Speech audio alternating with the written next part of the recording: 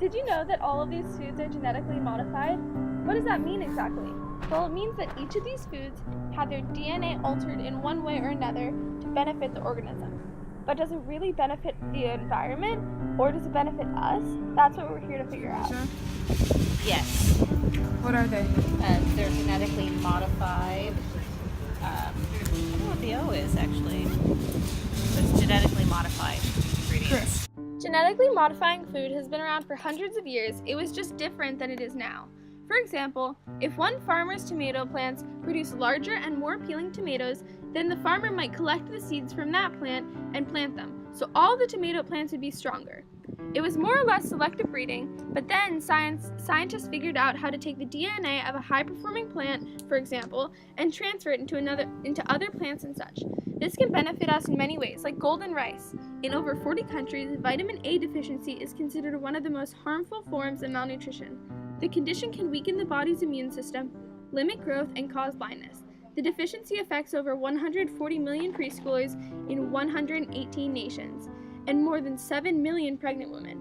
But through the use of biotechnology, golden rice has been invented and now can give all these people the vitamin A they need.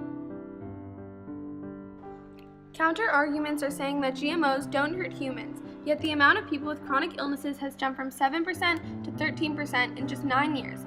At that rate, the entire human population will have 3 or more chronic illnesses in 130.5 years. Genetically modified foods contain a higher residue of herbicide, which are linked to infertility, hormone disruption, birth defects, and cancer. In the United States, between April 2015 and April 2016, beekeepers lost 44% of their honeybee colonies, and many scientists believe this is because of genetically modified food. Genetically modified food has been modified to be weed killer resistant, so that farmers can use weed killers and not harm their food. Naturally, since they can, they drench their food with these pesticides, and many scientists speculate that that is contributing to colony collapse disorder, the ongoing decline of honeybee colonies. These pesticides aren't just killing bees, they're also killing butterflies and birds. Humans, first of all. We don't know exactly. I mean, we don't know all the ways in which GMOs could be harmful for humans. We don't really have a lot of information or research on how ingestion of foreign genes implanted in other organisms affects us. I think politically and economically, GMOs can be really harmful to humans, and we've seen the effect that they've had on small farmers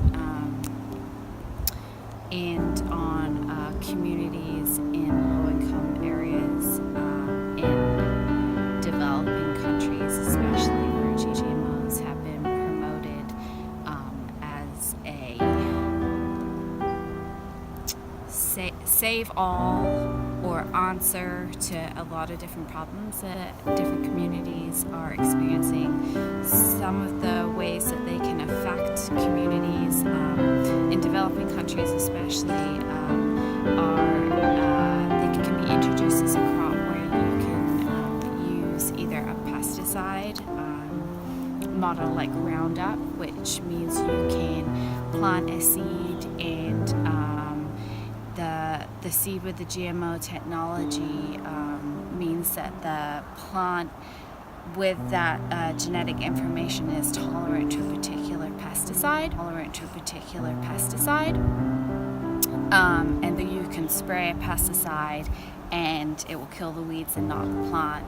Generally, this has been really effective for the first 3 to 5 years of use, and some farmers in developing areas have abandoned their traditional models of farming to using GMO seeds, which have higher yields and easier methods of production, only to find within the 3 or 5 year bracket that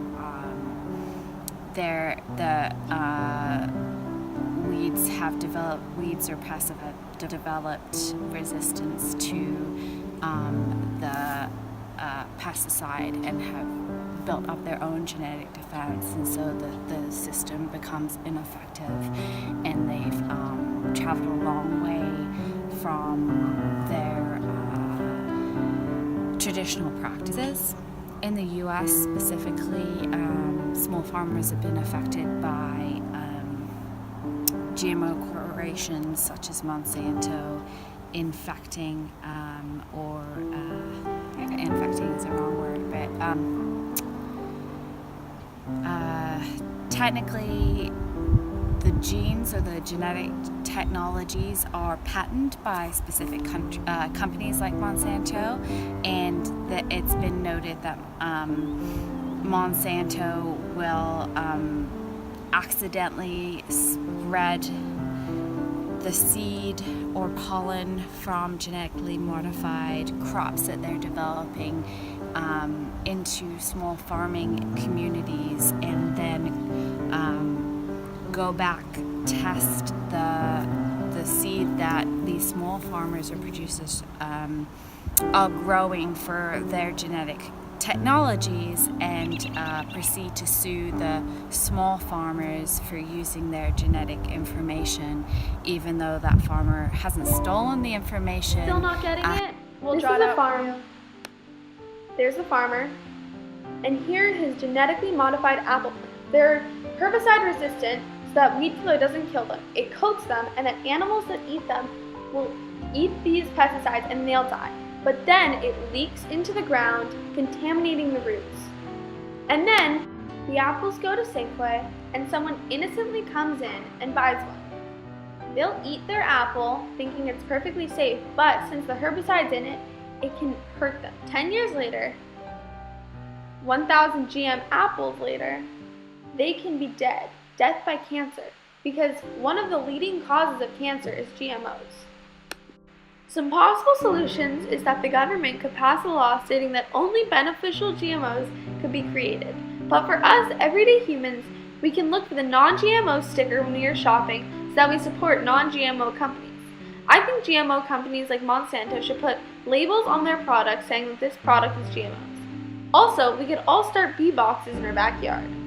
It's almost empowering because I'm lucky enough to have choices, and so I can make a considered choice and therefore not go to Safeway. Thank you.